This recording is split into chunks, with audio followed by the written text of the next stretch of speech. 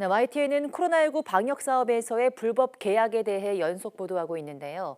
이번엔 80억 원이 들어간 국가 방역 사업에서 수상한 정황이 포착됐습니다. 이 사업을 주도한 한국관광협회가 수의 계약을 맺기 위해서 같은 사업을 여러 개로 쪼개는가 하면 실적이 부족한 업체와도 계약한 겁니다. 김철희 기자가 단독 보도합니다. 회장 가족회사에 수천만 원짜리 방역 사업 일감을 준 것으로 드러났던 한국관광협회 중앙회. 이번에는 80억 원의 국고가 투입된 유원시설업 방역 지원 사업 과정에서 수십 건의 수의 계약을 맺은 것이 확인됐습니다. 유원시설업에는 리조트와 놀이공원, 워터파크 등이 포함되는데 코로나 위기 때 유독 큰 피해를 겪었습니다. YTN이 확보한 자료를 보면 중앙회는 유원시설에 방역 물품을 지원하겠다면서 전체 물품 계약의 60% 정도에 해당하는 45건을 수의 계약으로 체결했습니다. 현행법은 계약 추정 가격이 2천만 원 이하인 경우 등 예외적인 상황에서만 수의 계약을 허용하고 있습니다. 중앙회는 이 조항에 맞추기 위해 같은 사업을 여러 번 쪼개 계약금을 낮추는 식으로 수의 계약을 반복했습니다. 이런 쪼개기 수의 계약은 정상적인 경쟁을 막는다는 점에서 위법이라는 지적이 꾸준히 제기됐습니다.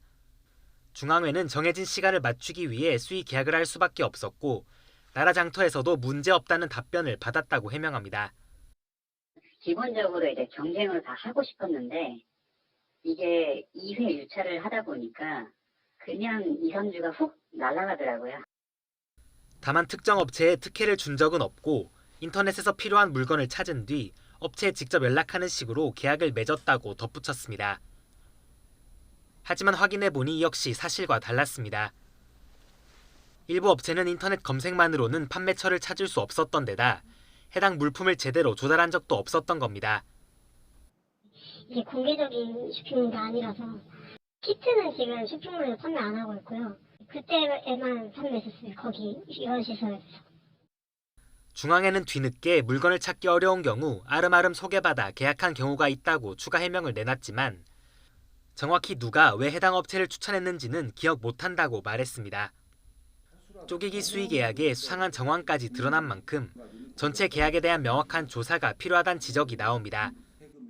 수상한 정황이 드러난 만큼 한국관광협회 중앙회가 각 업체와 어떻게 계약을 맺은 것인지 전체에 대한 명확한 조사가 필요해 보입니다.